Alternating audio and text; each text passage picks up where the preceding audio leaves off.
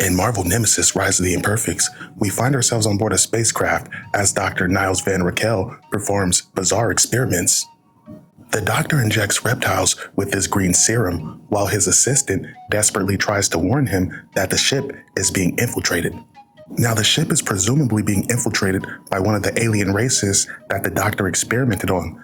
Nevertheless, he doesn't pay his assistant any mind. His assistant desperately tries to warn him, but the doctor tells his assistant if he doesn't shut the fuck up, he's going to inject him with the serum. The alien eventually breaches the hull, and the scientists start to evacuate. But in the midst of all the chaos, the doctor injects his assistant with the green serum, turning his assistant on the alien creature. The problem with the serum is, the serum does work, but test subjects can only maintain structural integrity for around 14 seconds. The doctor manages to escape the alien at the sacrifice of his assistant. Their next destination, Earth, 2,000 years later. As we see the Thing walking through the street, the Thing picks up some pizza as it starts raining. But the kids start talking shit about the Thing, saying the Hawk, the Abomination, Thor, Colossus, any one of them could best the Thing. But the Thing confronts the kids and he warns them, no matter who you are, there's always someone bigger, badder, and faster right around the corner. The kids are like, yeah, whatever, as the Thing leaves.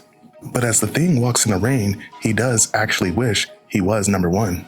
But elsewhere, 12 blocks away, we see Wolverine in the rain getting his ass whooped by Elektra. Wolverine wonders how this is happening as he's stronger, faster, and tougher. Yet every time, he loses to Elektra.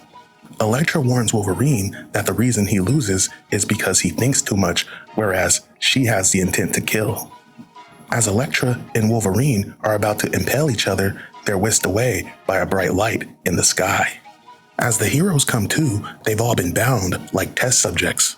Several scientists stand over them, preparing to begin their experiments. The Thing, Spider-Man, and Wolverine are injected with this green serum.